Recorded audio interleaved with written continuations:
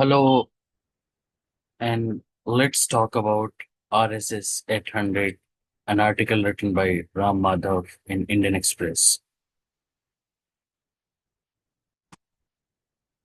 Madhav argues that people's support and its cadre have been RSS's greatest strength. The article got published October 4, 2025 in Indian Express.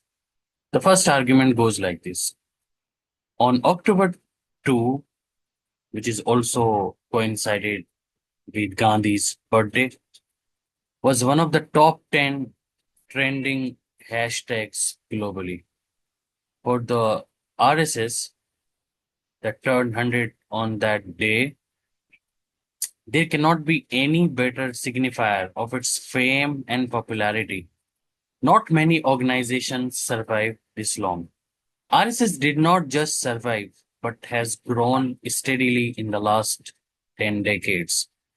In the first quarter of its existence, it faced the wrath, anger, first of the British government, which sought to impose curbs on it in the central provinces in the 1930s, and subsequently the Nehruvian section of independent Indian leadership that imposed a ban on its activities in 1948.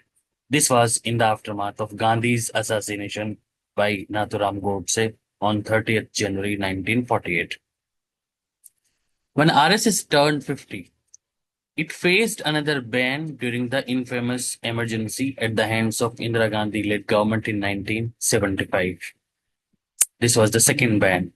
Those initial decades saw the RSS facing severe criticism, mischaracterization, and demonization by the Nehruvians and communists who captured important positions in public offices, including the government, media, academia. Its adversaries believed that the organization would buckle and perish, but it did not. On the contrary, it succeeded in winning over the support and sympathy of several of them.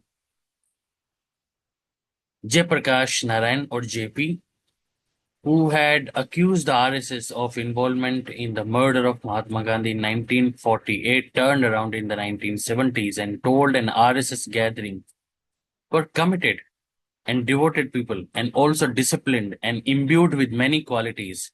It's my expectation from you, and as an elder, it's my prayer that God may bless you with strength enough to give a new shape to India.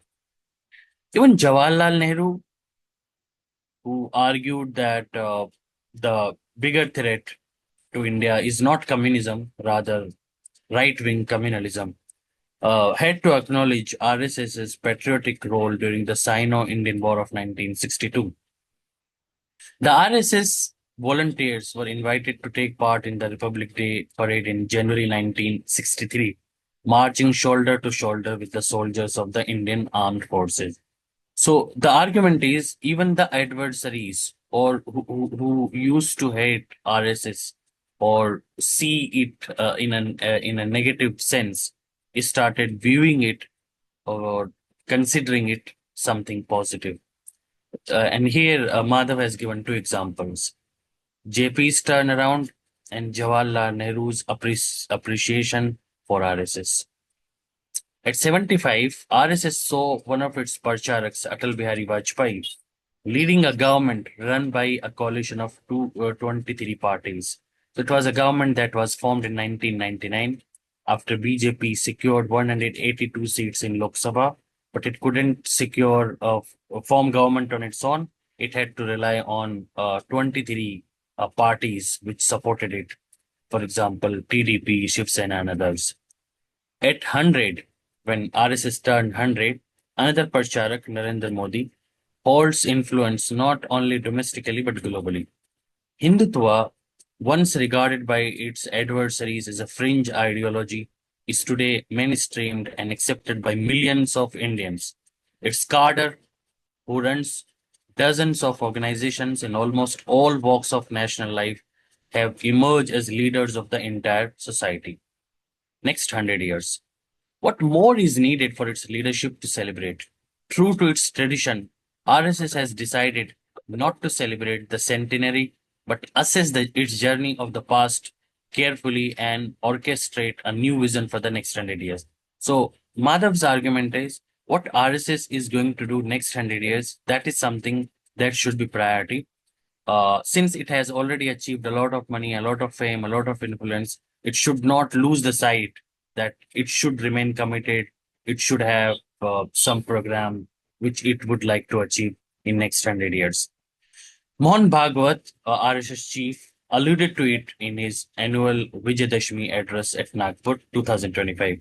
His centenary message was not only for the rest of the world, but also importantly for millions of volunteers or Swayamsevaks and other participants of the vast movement. In the last 100 years, three key characteristics of the RSS have driven its growth. First, it did not become a prisoner of an ideology.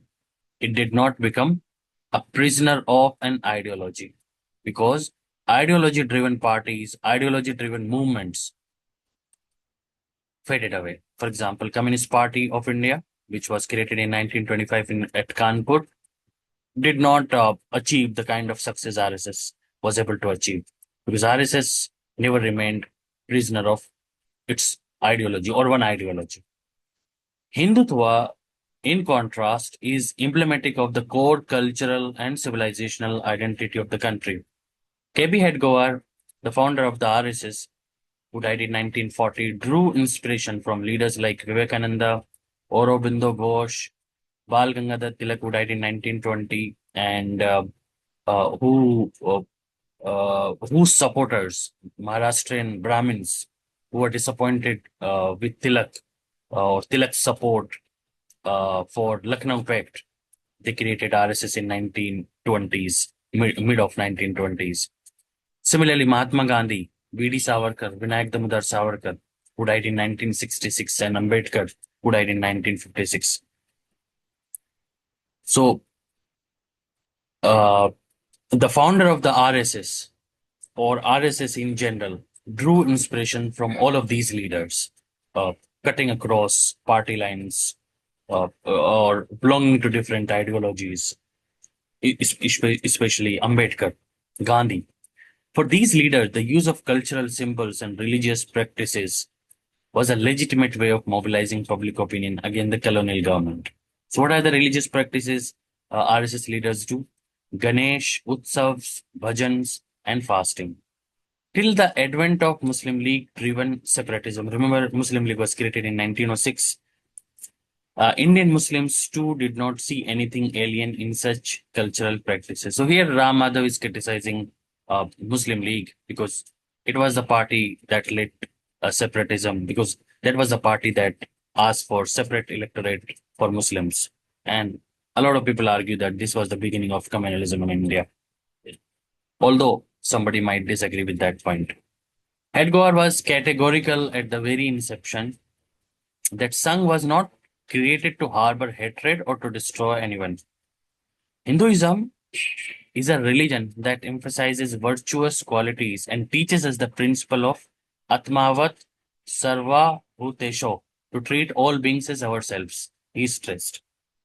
Bhagavad too has reiterated, Mohan Bhagwat, who took over as Sar Sanchalak 2009 onwards or 2009, that the RSS's Hindutva is no different from that of the leaders of the freedom movement. So RSS's Hindutva is not different from leaders of the freedom movement. It's a big statement, but that is what Madhav is saying. It's not an us versus them discord, but an effort to unite the entire nation of 1.4 billion people. Second, the RSS has grown not because of any outside support, but on the strength and dedication of millions of its cadre, whom Bala Saheb Devraj, who became Sar Sanchalak after Guruji died in 1973. He happened to be third Sar Sanchalak. The third Sar Sanchalak described millions of RSS cadres as Dev Durlabh Karyakarta. Cadre like which is difficult to find since they are very selfless, dedicated, disciplined. So very difficult to find cadres like this anywhere else. RSS never depended on political or financial power for its growth. It grew stronger in adversity. In states like Kerala, this is an example Madhav is citing. Kerala, where adversity is most severe, especially from communist-led government over there, RSS registered its highest growth over there.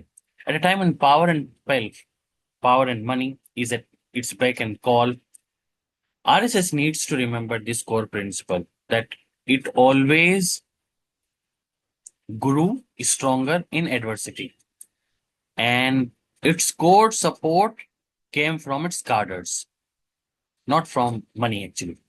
Finally, the RSS drew its strength from the goodwill of millions of countrymen. So when the British government sought to impose curbs on it in 1930s, prominent leaders in central provinces, mostly congressmen, opposed that move. When Nehru sought to implicate RSS in Gandhi's murder, Patel wrote to him, who died in 1950 as Home Minister. Sardar Patel did not find any evidence of its involvement in the same.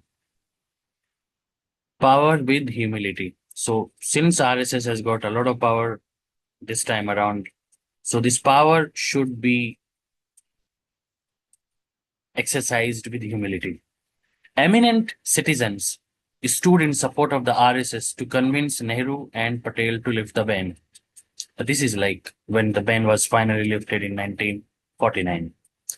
The Sant Samaj stands by it today. They still support RSS. So do thousands of well-meaning citizens from all sections of society. This support, which Bhagavad describes as the Sajjan Shakti, too has been instrumental in the RSS's rise. At 100, organization must remember the three crucial factors: inclusive thought process, dedicated cadre, and goodwill of the citizens. These should be the strength of the RSS. Inclusive thought process, it should not exclude anyone. It should have dedicated cadre. It should have goodwill of the citizens. That have helped it master the art of navigating adversity. Its future course depends on its ability to steer through the present. Thank you very much. Ram Madhav is president of India Foundation and is right now with the BJP. Thank you very much.